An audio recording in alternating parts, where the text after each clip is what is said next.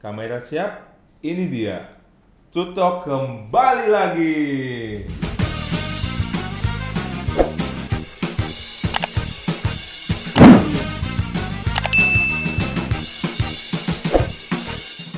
Oke, sobat rusur, sobat lingkungan dan sobat industri, kali ini Tutok akan membawakan materi yang cukup berat sebenarnya nih. Tapi jangan khawatir, karena di samping materi ini memang ya sedikit menguras pikiran, tapi saya sudah hadirkan narasumber yang energik, berjiwa muda, dan selalu ceria. Jadi nanti walaupun materinya berat, itu akan terasa enjoy. Betul tidak, sobat rusur?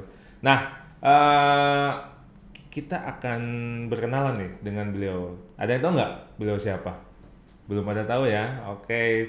Kali ini Tutok kedatangan tamu yaitu Bapak Denny Kanavia. Tepuk tangan. Halo Pak Denny. Halo.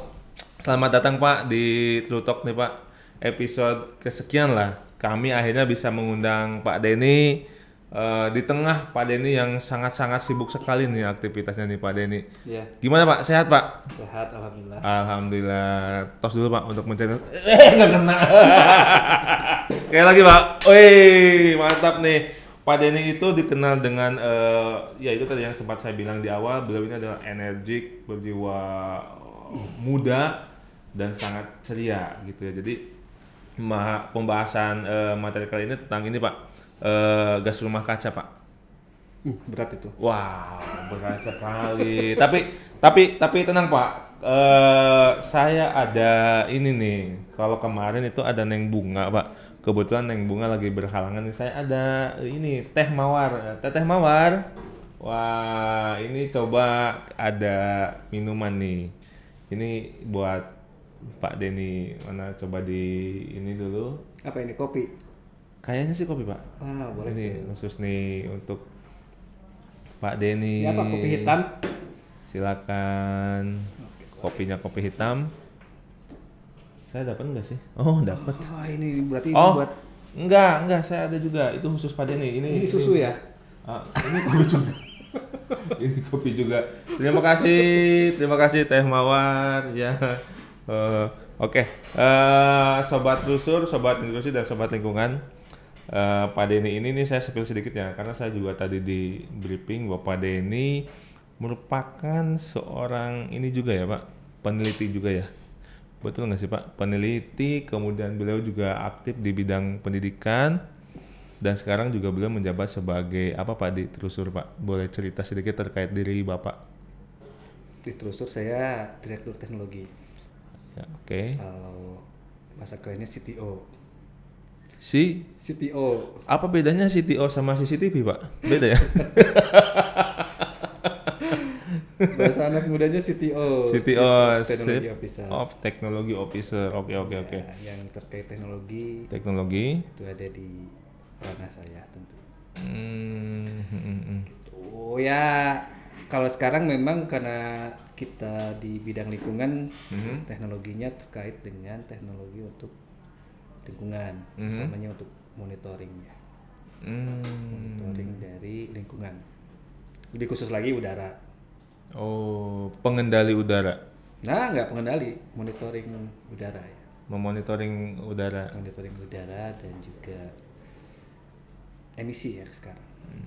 Masuk ke emisi. Ya, oke. Nah, selain di Terusur, Bapak juga aktif di beberapa perguruan tinggi ya Pak untuk apa memberikan pengajaran gitu?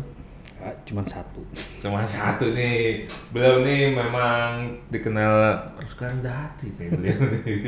Cuman satu dari satu provinsi. Kita ada berapa provinsi nih Pak Indonesia nih? Enggak, cuma satu. Itu hobi lah ya. Hobi. Oke, Pak Denny, kita masuk ke ini apa namanya sesi kita nih Pak terkait tutorial kali ini tentang apa gas rumah kaca Pak. Nah mungkin banyak yang belum tahu Pak terkait gas rumah kaca. Makanya kami di sini mengundang ahlinya ahli, pakarnya pakar, itu Bapak Denny. Nggak mungkin nggak tahu lah, orang SMA juga udah diajarin GRK. SMP aja udah dikasih tahu GRK. Apa itu GRK? Berarti Gas kita rumah kaca gitu. remind kembali Iya. pelajaran-pelajaran. Ya sebenarnya udah banyak tahu ya. Mhm. Kalau bicara masalah GRK itu sendiri, bahkan di tingkat pendidikan yang kita jalani dari SMP sampai SMA, bahkan SD mungkin ya, cuma mungkin nggak langsung kita udah dikasih tahu juga tentang gas rumah kaca. Betul. Gitu, karena ini bukan isu yang baru sebenarnya, ini isu lama. Jadi ada yang bilang GRK ini baru-baru ini, enggak juga, kita udah tahu itu juga itu sejak mulai sekolah gitu ya. Gitu, kita diajarkan juga bahwa di udara itu ada zat pencemar gitu. Ya kan diajarin ya. Ada zat pencemar, polusi gitu kan diajarin juga gitu.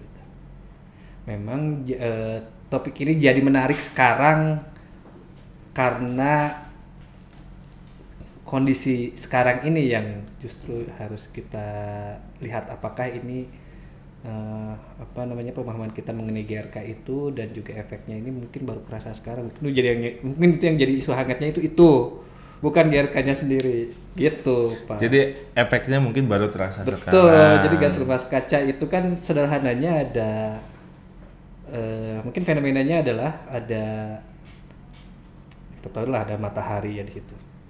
Matahari itu kan itu adalah sinar yang masuk ke bumi. Nah masalahnya ketika dia masuk ke bumi kemudian memanaskan permukaan, ada yang kemudian dipantulkan kembali, infrared namanya itu. Nah harusnya kan kalau misalkan nggak ada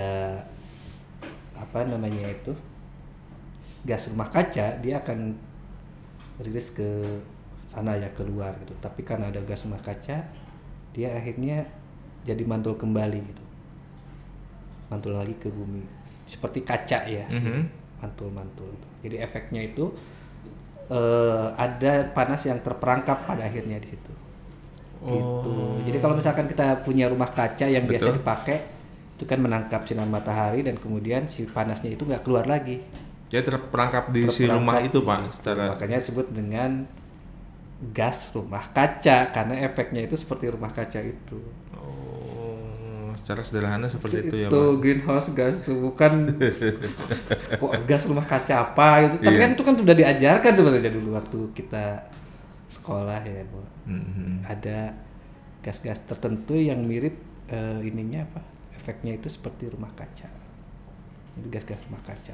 Gasnya apa saja ini yang kemudian dipelajari sama kita, dan ya banyak sebenarnya yang mempunyai karakteristik seperti halnya rumah kaca itu, gas-gas di atmosfer terutama gitu. Dan secara alamiah juga ya, memang ada gitu. Kayak misalkan kita bicara masalah uap air, CO2, metan gitu dan lain-lain, itu kan sebenarnya secara natural udah ada dari dulu. Dan itu yang udah ada di atmosfer, baik dari kegiatan alamiah maupun aktivitas manusia gitu ya, aktivitas makhluk hidup juga gitu kan. Kita bernapas juga mengeluarkan uap air dan karbon dioksida gitu. Karbon dioksid, betul. Cuma masalahnya ketika ada juga aktivitas lain yang ikut menyumbang banyak gitu ya, utamanya kayak pembakaran fosil itu kan. Jadi seperti memindahkan CO2 dari dalam bumi ke atmosfer. Itu kan udah fosil itu yang dibakar menghasilkan itu. Jadi sekarang ada terjadi peningkatan gas rumah kaca akibat aktivitas manusia gitu kan, dibandingkan dengan kegiatan alamiah yang biasa kita lakukan. Pasca revolusi industri itu kan banyak sekali mesin-mesin yang menggunakan fosil dan sebagainya, dan itu yang kemudian membuat gas-gas rumah kaca itu mengalami peningkatan yang cukup drastis gitu sekarang. Dan yang dipelajari adalah efeknya sebenarnya, apa sih efeknya gitu. Efek dari gas rumah kacanya itu yang dipelajari sama orang-orang dari peneliti climate science gitu dan sebagainya, itu yang melihat bagaimana efek jangka panjang dari peningkatan ini. Dan memang dalam sekarang itu kita mengalami proses peningkatan suhu rata-rata bumi yang cukup drastis gitu ya. Dan ini efeknya lumayan gitu. Bukan lumayan lagi, cukup mengkhawatirkan gitu sekarang. Ini makanya kenapa kemudian pemahaman mengenai gas rumah kaca ini jadi hal yang untuk menarik ya sekarang dibahas. Bukan hanya menarik tetapi juga menjadi concern gitu dari berbagai macam negara dan juga pemerintahan. Gitu. Waduh, berat sekali Pak. Barangkali mau diminum dulu kopinya. Itu ya sobat telusur, sobat lingkungan, tadi sudah dijelaskan rinci nih sama Pak Denny. Jadi tadi juga kan sempat disebut ya Pak bahwa dari revolusi industri juga memang sudah dilakukan pembakaran dan sebagainya. Itu bisa dikatakan tidak Pak bahwa memang istilah gas rumah kaca atau efek ini sudah ada sekian ribu tahun pada saat kalau pemahamannya sendiri kan itu dari apa namanya itu. Kalau mengenai efeknya sendiri kan sekarang dibahas nih oleh orang-orang dari ilmuwan-ilmuwan dari climate science itu. Jadi melihat bagaimana sebenarnya efek dari GRK ini sendiri terhadap perubahan iklim. Kayak kita sekarang kenal dengan namanya climate change, kan akibat dari efek peningkatan drastis dari gas rumah kaca itu sendiri pasca revolusi industri hingga saat ini. Gitu kan. Ya sebenarnya kalau lihat dari perkembangan pertumbuhan manusia dan juga ekonomi ya, kita tetap butuh yang namanya ya pasti energi kan. Iya Pak, tentulah. Dan itu nggak terhindarkan lah kalau kita butuh itu. Betul. Dan salah satunya adalah energi itu kita bisa dapat dengan membakar bahan bakar ya, terutama yang dari bahan bakar fosil seperti minyak, batu bara sama solar gas dan lain-lain gitu. Nah ini juga yang menjadi concern adalah bagaimana pertumbuhan ini sendiri kemudian itu tidak berdampak secara drastis gitu terhadap perubahan iklim. Karena perubahan iklimnya sendiri itu udah concern yang mungkin kalau sekarang udah kerasa ya gitu. Udah kerasa kita mengalami kekeringan yang cukup lama atau musim yang nggak bisa diprediksi, banjir gitu kan dan sebagainya. Nah ini yang menjadi concern kita karena dampaknya inilah yang harus kita concern. Jadi jangan sampai pertumbuhan ekonomi itu dengan apa istilahnya tuh menimbulkan peningkatan drastis dari gas rumah kaca ini sendiri itu punya efek yang lebih besar lagi gitu. Itu yang menjadi concern saat ini sebenarnya sekarang gitu. Makanya ada beberapa kemudian ini kan kalau misalnya pertumbuhan ekonomi akhirnya kita bicara masalah bagaimana semua orang bersepakat ya supaya gas rumah kaca itu menurun tanpa harus mengganggu pertumbuhan ekonomi secara global dan juga lebih worse gitu ya. Kan dua-duanya sama nih antara ekonomi dan makanya sekarang kan kalau kita bicara masalah sustainability adalah lingkungan, ekonomi dan sosial ini harus sinkron gitu. Kita nggak mungkin lah ngejar pertumbuhan ekonomi tapi kemudian menyebabkan kerusakan si bumi ini menjadi mendidih seperti sekarang gitu loh. Waduh. Gitu Pak. Tapi peran pemerintah di sini ada tidak Pak untuk hal itu? Ya pastilah. Karena kan kita juga kalau kita bicara masalah global warming atau global climate change whatever, ini kan bukan hanya masalah segelintir orang atau hanya 1-2 negara pada akhirnya gitu. Jadi kita harus bersepakat bareng-bareng. Karena gini, ada orang yang jangan sampai gitu kan karena mementingkan pertumbuhan ekonomi, dia kemudian menyebabkan perubahan iklim yang akhirnya berlaku secara global. Jadi ada satu negara yang dirugikan gitu, Pak. Gitu. Makanya di sini kita butuh hubungan yang bukan hanya bilateral tapi multilateral supaya kita bisa ya ada titik temu lah. Gitu. Bagaimana mengurangi GRK atau gas rumah kaca ini tanpa harus juga mengorbankan satu sisi atau satu pihak gitu. Baik ekonomi maupun satu negara dan sebagainya gitu. Jadi itu yang sekarang itu jadi kita butuh yang namanya global act ya. Jadi tindakan secara global bukan hanya 1-2 negara. Dan di pemerintah Indonesia sebenarnya sendiri udah bukan hanya kita terikat ya sama satu kerjasama secara global tetapi juga ya kita juga memang punya target gitu di situ nanti. pemerintah sendiri. Gitu. Dan sudah tercapai Pak, atau berapa persen nih target dari pemerintah untuk? Tapi kalau misalkan mau lihat target-targetan, jadi kita harus melihat dulu nih bagaimana sebenarnya peranan global terhadap penurunan gas rumah kaca itu sendiri. Kita bisa mulai dari, kalau sejarahnya mungkin nggak terlalu jauh, itu tahun 97 tuh ada yang namanya Protokol Kyoto Pak. 97. Betul, Protokol Kyoto itu sebenarnya ada satu protokol yang di situ isu mengenai penurunan gas rumah kaca itu udah dimunculkan. Cuma dia hanya mengikat beberapa negara gitu. Nggak semuanya gitu kan. Dan di situ kan pada akhirnya orang-orang yang mungkin lah dalam tanda kutip ada yang ya itu urusan kalian yang terikat dengan itu, sementara yang enggak ya kita nggak ada urusan. Nggak ada urusan, bebas-bebas aja gitu kan. Ya, tapi kemudian pada akhirnya kan karena efeknya mungkin kerasa secara global, ya harusnya kan bukan jadi milik satu kelompok itu yang golongan itu yang tadi ya Pak. Makanya kemudian akhirnya dibawalah ke forum global gitu tahun 2015 gitu. Lumayan jauh ya dari 97 ke 2015. Di situ ada yang namanya Konvensi Paris yang menghasilkan semacam kesepakatan bersama, Paris Agreement ya. Dan di situ kemudian orang bersepakatlah di situ bahwa ada isu-isu global terutama yang terkait dengan gas rumah kaca itu sendiri. Sebenarnya isunya adalah dengan pemanasan global dan global climate change gitu. Itu mulailah orang bersepakat dan mengikat pada akhirnya semua negara-negara yang ikut dalam Paris Agreement itu sendiri untuk bisa bersama-sama untuk mengurangkan emisi gas rumah kaca gitu. Melalui Paris Agreement. Di situ disebutkanlah ada beberapa poin, misalkan kita harus menjaga nih supaya peningkatan suhu rata-rata bumi itu kalau bisa di bawah 2 derajat gitu. Peningkatannya berarti apa?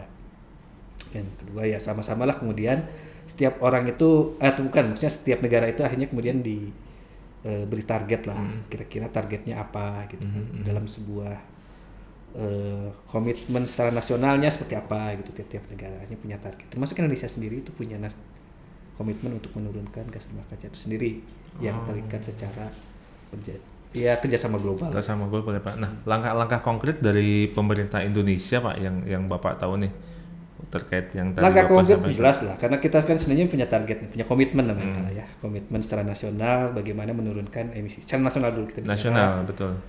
Ya, memang ada 2 skema di situ. Ada yang disebut dengan skema kalau misalkan kita menurunkan emisi tetapi dengan biaya sendiri. Ini pakai biaya sendiri itu APBN biaya negara ya. Atau dengan bantuan global. Gitu. Jadi ada bantuan global di mana kita juga nanti akan. Tapi kita sebenarnya agak cukup tinggi ya. Tahun 2030 kita dengan kemarin kita revisi, kita harus menurunkan dengan angka 29% ya kalau nggak salah. Kita akan menurunkan emisi GRK sebanyak 29%. Komitmen kita ya. Wow. Di tahun 2030. Itu dengan tanpa bantuan dari global, dana kita dengan bantuan sendiri. Dan kalau nggak salah, saya lupa angkanya, 41% kalau misalkan dengan bantuan dari pendanaan global. Oh, jadi kalau misalnya kita bisa mengklaim bantuan global itu harus bisa menurunkan di angka 41%. Ya, itu kan komitmen ya. Komitmen kita adalah 41% kalau misalkan kita dibantu dengan pendanaan global. Untuk emisi. Tapi kalau secara APBN atau APBN 30, ya kita cuma bisa janji 29%. 29%. Tahun 2030 gitu. Sekarang tahun berapa? 2023. Nanti 7 tahun lagi kita harus bisa menurunkan emisi sebanyak gas rumah kacanya sebanyak 29%. Tapi kan Pak, dewasa ini banyak sekali perusahaan-perusahaan atau pembangkit-pembangkit yang grow up. Itu ngaruh nggak Pak? Pasti ngaruh lah ya. Kan kita mau turun tuh di 2030. Makanya ada beberapa cara ya sebenarnya kan untuk menurunkan gas rumah kaca kan banyak lah gitu kan. Dan itu yang semua disebut dengan aksi-aksi untuk yang baik yang sifatnya nasional gitu. Pun dalam skala-skala subnasional juga kan ada bentuk aksi-aksi untuk menekan adanya gas rumah kaca sendiri gitu kan. Tapi harus diakui lah kalau memang sekarang kita juga masih butuh energi gitu karena kan kita masih dalam tahapan perkembangan gitu. Tapi gimana lagi toh mau nggak mau kita juga terikat dengan perjanjian bareng-bareng nih gitu kan secara internasional. Udah akad ya. Yang penting harus mencari titik tengah lah bahwa jangan sampai bahwa penurunan gas rumah kaca ini juga berdampak yang cukup signifikan lah terhadap ekonomi kita. Pertumbuhan gitu, ekonomi. Lalu jujur ya, kayak sekelas Amerika sendiri pun tahun 2017 Iya.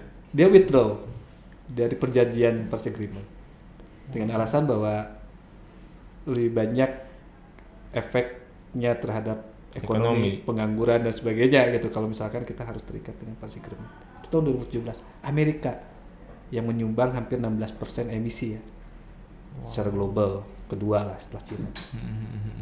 Gitu. Tapi menurut kita gimana gitu? Apakah kita juga ya tapi kan itu kan jadi inilah ya. Kalau misalkan apa ya namanya tuh? Ya masalah semua orang berusaha gitu untuk menurunkan emisi tapi kita enggak kan, apalagi kita juga mau nggak mau sudah terikat dengan agreement yang tadi ya Pak. Tadi itu. Waduh, ini ngeri-ngeri sedap nih sobat Rusur. Dan terus terang memang sektor energi ya terutama pembangkit itulah sektor yang paling banyak lah ya. Menyumbang gas rumah kaca terutama yang energi-energi yang berasal dari pembakaran fosil gitu kan. Gitu. Tuh Pak. Wah, seru ini sekali nih, seru. Saya minum dulu ya. Silakan. Haus loh. Oh, ini memang disajikan untuk diminum, Pak. Berat soalnya kalau ngomongin GRK, karena kan kita bicara masalah janji untuk menurunkan emisi, tapi di satu sisi kan ini butuh juga kajian yang cukup menyeluruh lah, bagaimana dampaknya terhadap ekonomi, kemudian apakah dari sisi insentif gitu kan ketika kita menurunkan emisi gas rumah kaca ini dia cukup menarik atau tidak gitu. Mungkin nanti kalau masalah insentif ini sendiri kan sekarang akhirnya ya selalu ada nilai ekonominya ketika kita menurunkan karbon itu ada. Nanti yang kita akan bahas mengenai perdagangan karbon dan sebagainya gitu. Ya gitu Pak. Iya menarik lah sebenarnya karena kita dagang karbon. Carbon trading gitu ya. Tapi sebenarnya kalau kita bicara masalah niatan baiknya adalah bahwa kita coba menurunkan emisi dengan harapan bahwa kita ikut berkontribusi terhadap istilahnya apa ya, berkontribusi terhadap mengerem ya global warming ataupun global climate change gitu. Nah, apakah peran pemerintah Indonesia ini terkait gas rumah kaca ini, penurunan gas rumah kaca ini ada dalam bentuk peraturan, perpres atau mungkin undang-undang yang mengikat supaya kita sebagai warga ataupun lembaga dan lain sebagainya turut serta menurunkan efek dari gas rumah kaca itu, Pak Denny? Ya seperti yang saya bilang tadi bahwa kita terikat dengan satu perjanjian global atau kerjasama global ya. Paris Agreement tahun 2015 di mana setiap negara itu punya kartu komitmen secara nasional. Punya apa, Pak? Komitmen berapa banyak dia nurunkan gas kaca itu. Atau istilahnya itu adalah ya komitmen nasional lah, bahasa kerennya mungkin national commit. NDC Jadinya komitmen ya. Jadi NDC ini yang tiap-tiap negara itu punya besarannya berapa, baik dia dengan secara sendiri maupun dengan menggunakan bantuan global gitu ya. Nah, ini kan kita harus punya instrumen nih pemerintah ini. Bagaimana mewujudkan komitmen ini? Gitu. Iya, harus dong Pak. Dan sebenarnya tahun 2016 sendiri kita tuh udah meratifikasi Paris Agreement itu kemudian kita tuangkan dalam bentuk undang-undang. Tidak salah itu Undang-Undang Nomor 16 tahun 2016 itu ya di situ berisi berapa banyak besar komitmen kita terhadap pengurangan gas rumah kaca yang berdasarkan ratifikasi dari Paris Agreement itu kemudian kita tuangkan dalam peraturan berupa undang-undang gitu. Tahun 2016. Artinya sebenarnya dari sisi komitmen ya kita udah berkomitmen dan itu sudah dituangkan dalam instrumen yang lebih sudah legal ya. Sudah legal lagi udah diatur sama undang-undang gitu ya. Undang-undang kan. Artinya memang mau nggak mau artinya kalau udah jadi undang-undang ya kita harus laksanakan karena itu kan bentuk regulasi yang binding yang mengikat kita. Jadi kita punya komitmen secara internasional tapi dan secara nasional pun kita punya instrumennya itu untuk menjalankan komitmen tersebut melalui undang-undang tahun 2016. 2016 itu terus dan itu kan selain nasional dan nanti tiap-tiap sektor gitu, utamanya sektor-sektor yang berkontribusi terhadap gas rumah kaca seperti apa yang paling banyak energi lah ya, energi, kemudian proses pertanian, kehutanan dan sebagainya, industri dan juga sampai ke pengolahan limbah dan sebagainya itu juga ikut juga melakukan menuangkan berbagai macam regulasi gitu untuk menurunkan gas rumah kaca. Itu diatur dalam undang-undang yang tadi Bapak sebutkan. Ya, dari mulai undang-undang kemudian tiap-tiap sektor gitu kan di bawah kementerian dan lembaga juga ikut membuat satu regulasi-regulasi bagaimana upaya untuk ya mulai dari inventarisasi mungkin kalau untuk SDM kan untuk sektor energi dan pertambangan yang pertama mungkin energi mulai dari inventarisasi sampai upaya-upaya untuk mitigasi artinya pengurangan atau penghilangan dari gas rumah kaca sendiri itu sudah. Itu yang terbaru bahkan apa? Ya itu tahun 2021 kan salah satunya juga yang bisa juga ikut menjadi apa namanya tuh semacam insentif ya, mendorong insentifnya itu adalah melalui perdagangan karbon. Keluarlah Perpres nomor 98 kemarin tahun 2021 yang mengatur pedoman penyelenggaraan nilai ekonomi karbon, nilai ekonomi karbon utamanya untuk mencapai komitmen kita, tapi melalui mekanisme perdagangan karbon sebagai insentif bagi lembaga atau perusahaan yang bisa menurunkan emisi. Ya. Jadi ada ininya ya. Kalau bahasa anak sekarang ada cuannya. Kalau dipandang sebagai cuan mungkin, tapi saya sih melihatnya itu adalah sebuah mekanisme insentif, ya, bahwa ketika kita menurunkan emisi gas rumah kaca gitu ya di sektor-sektor tertentu. Ya itu bisa dapatkan dengan cara perdagangan karbon. Itu dari kapan Pak? Kok bisa ada perdagangan karbon? Iya kalau makin meluas lagi nih. Ya sekarang memang kalau yang pas kemarin kan terakhir sudah didagangkan ya di bursa. Setelah Paris Agreement itu? Agak lama sih memang 2016 sampai kan prakteknya baru kemarin ya kita melakukan. Baru ada itu. Iya di Indonesia, di melalui bursa. Oh, enggak berlaku global juga, sebenarnya Pak? berlaku global. Oh, di negara lain juga kalau misalnya ya sekarang itu kan yang namanya perdagangan karbon ya, kalau sebut karbon didagangkan.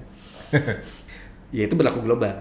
Bahkan artinya apa ketika kita mengurangi emisi di sini itu juga bisa diperdagangkan dalam secara global. Berarti kita bisa klaim insentif ke global juga. Ya kalau enggak? Kenapa enggak? Kenapa enggak kan? Karena yang kita turunkan emisi di misalnya di Indonesia. Ya, karena kan ini kita udah ya semua negara kan sudah meratifikasi itu. Harusnya kan. Iya, kita bisa klaim ke Argentina Enggak gitu. Ya itu berlaku secara global juga gitu. Artinya penurunan emisi yang di sini itu mendapat pengakuan secara menyeluruh global. Gitu. Kita bisa melakukan mekanisme ini bukan hanya di dalam negeri tetapi juga secara global gitu. Tapi sektor-sektor industri notice nggak Pak terkait ada ya, tentu karena kan tiap-tiap kelembagaan itu kan dari dulu juga sudah diatur secara regulasi di masing-masing kementerian bagaimana upaya untuk mitigasi dan inventarisasi dari gas rumah kaca ya. Setiap sektor tuh udah ada. Terutama yang paling duluan ya seperti sektor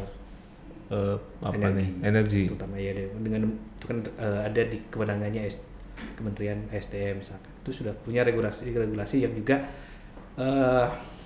mengatur bagaimana inventarisasi hingga mitigasi. Dan itu efektif Pak? So far efektif or not? Saya yang nilai. Dari kacamata Pak Denny ini. Tapi kan kita punya komitmen itu dan instrumennya sudah kita bangun gitu. Artinya untuk mengenai komitmen tahun 2030 29% itu 41 kalau pakai bantuan global ya itu kan kemudian diturunkan dalam berbagai macam instrumen regulasi dan ya masing-masing sektor sudah punya itu sekarang. Kalau sekarang dulu juga kita udah meratifikasi kan undang-undang 2016 komitmennya sudah dituangkan dalam regulasi. Ya maksudnya ya maksudnya gini, instrumen itu sudah kita tuangkan, itu menunjukkan bahwa komitmen kita juga untuk menurunkan gas rumah kaca bukan main-main gitu kan. Bahkan tiap tahun kan kita harus lapor juga kan, merevisi lah komitmen itu. Kalau bisa ya naikin gitu. gitu. Lapornya maksudnya si lembaga Iya, itu ada lapor panel secara discussion global di UN. ini seru nih, ada apa kelompok gitu ya, ada Ya kan Partai Green kan itu kan akhirnya panitianya. Ya, panitianya. panel secara global untuk ya climate change gitu. Itu yang menjadi ajang diskusi internasional atau ajang kerjasama secara multi lateral gitu mengenai mewujudkan komitmen setiap negara untuk pengurangan gas rumah kaca tersebut. Dan tiap tahun kita terus ada ya, kita revisi, report ada gitu ya. report dan sebagainya. Jadi itu adalah satu komitmen kita juga gitu. Dan kita tidak pernah ya tiap tahun mengalami revisi komitmen sehingga sampai sekarang kan 29% di tahun 2037 sampai 41% kalau pakai. Berarti per tahunnya tuh pergerakannya Ya. ada dimonitor juga ya, Pak ya berarti ya. Betul. Kalau itu dari sudut pandang saya sebagai Iya. pemerintah kan kita bisa mengundang juga tuh menteri to talk. Bagus tuh Pak. Supaya semua orang tahu mengenai bagaimana kita upaya-upaya yang kita lakukan atau aksi-aksi yang kita lakukan untuk mewujudkan komitmen kita di tahun 2030. Gitu. Itu kan menjadi peran seluruh warga negara kita. Harusnya. Ya, kan? Pada akhirnya kan kita harus berbicara bahwa bukan hanya peran pemerintah saja, tetapi juga peran sektor industri, bahkan sampai ke masyarakat sendiri. Ke individu kita Ke juga. individu kita. Gitu. Nah ini kan kita bicara skop yang kecil nih Pak. Kita nih sebagai individu ya Pak, pribadi. Nah langkah kita aja nih sebagai kan ada bilang gini, I won't change the world, saya akan merubah dunia. Tapi kita lupa untuk merubah diri kita sendiri. Kan ada peribahasa seperti itu Pak. Nah terkait GRK ini apa sih yang bisa kita lakukan nih Pak Denny dari sisi pribadi saya nih untuk turut serta membangun menurunkan itu sehingga nanti di 2030 ya kita bisa capai target dari pribadi sendiri nih. Betul. Yang jelas seperti kayak orang bilang katanya acting globally eclocally ya.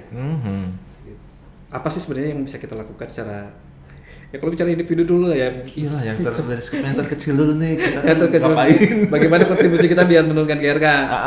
Ya sederhana sebenarnya. Hemat energi misalkan. Iyalah, hemat energi. Penggunaan lampu, AC dan sebagainya. Ya kalau yang nggak perlu ya janganlah. Karena kan di situ ada secara tidak langsung ada pembakaran fosil ya untuk menghasilkan si energi itu. Salah satu buang sampah jangan sembarangan. Wow. Menggunakan produk-produk yang ramah lingkungan tentunya. Produk ramah lingkungan. Dan yang terakhir sih salah satunya juga mungkin menggunakan transportasi publik instead of pakai kendaraan pribadi dan sebagainya kan salah satu juga yang bisa. Itu upaya-upaya. Sampai ke hal-hal yang lebih ya kelihatan lah ya seperti apa? Ya jangan menggunduli hutan. Tanam pohon itu salah satu yang bisa kita pakai juga untuk mengurangi GRK. Iya, itu benar loh. Maksudnya jangan hal-hal yang kecil ya jangan menggunduli ini teman-teman hutan ya Pak.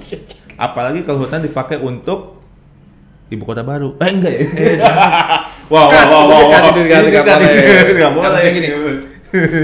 Ya kan ada yang namanya hutan lindung lah ya. Ya hutan lindung kalau di Bandung tuh ada Bumi Siliwangi ya Pak. Ya. Salah satunya itu ya. Ya, itu. Reboisasi. Kita juga punya reserve gitu ya atau cadangan-cadangan dari kalau bilang cadangan karbon. Itu salah satunya mungkin adanya hutan lindung, hutan kota dan sebagainya itu kan salah satu yang bisa mengurangi paru-paru kota ya. Nah itu kan salah satu juga tadi juga Pak Denny sempat bilang bahwa kita itu dianjurkan untuk menaiki transportasi publik ya Pak. Ya. Artinya kan itu dari emisi kendaraan. Betul. Nah fenomena sekarang ini kan banyak sekali bermunculan di kita itu ada mobil listrik Pak. Itu salah satu bentuk. Mungkin.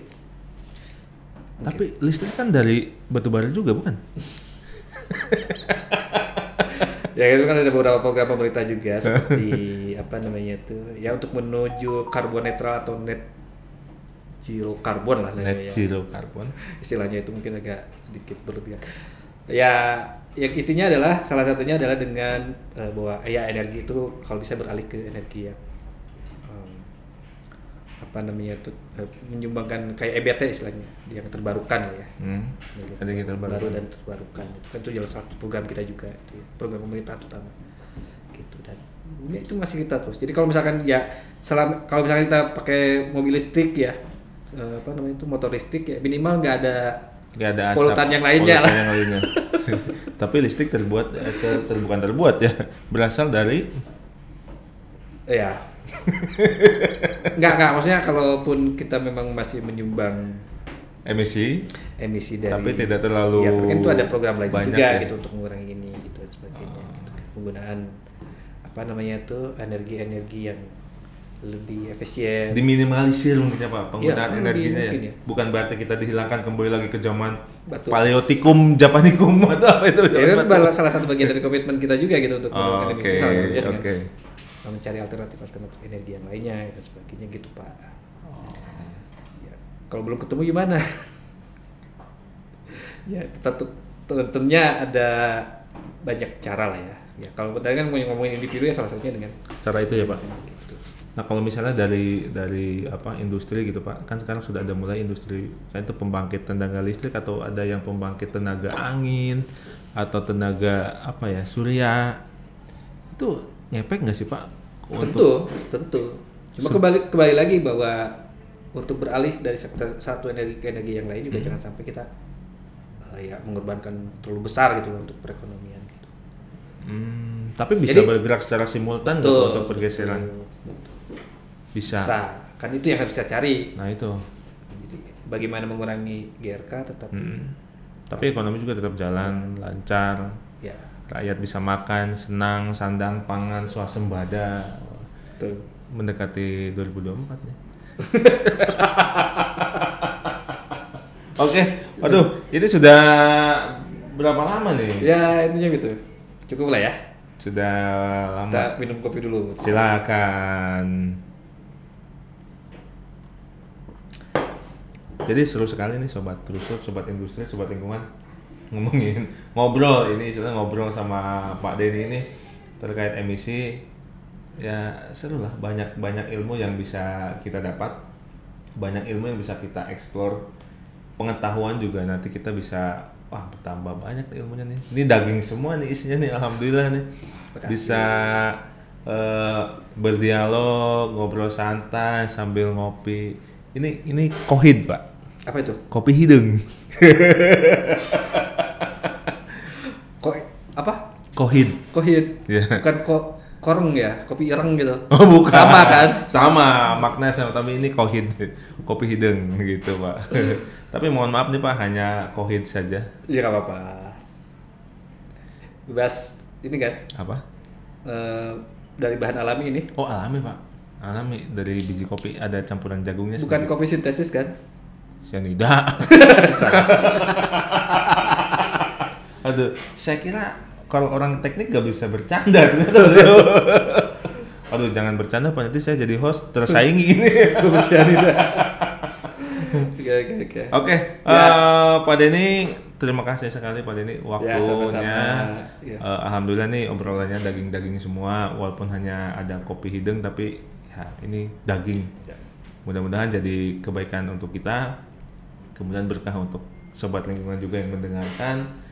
Ya, saya rasa ini akan ada episode kedua nih bersama Pak Denny. Cukup kayaknya.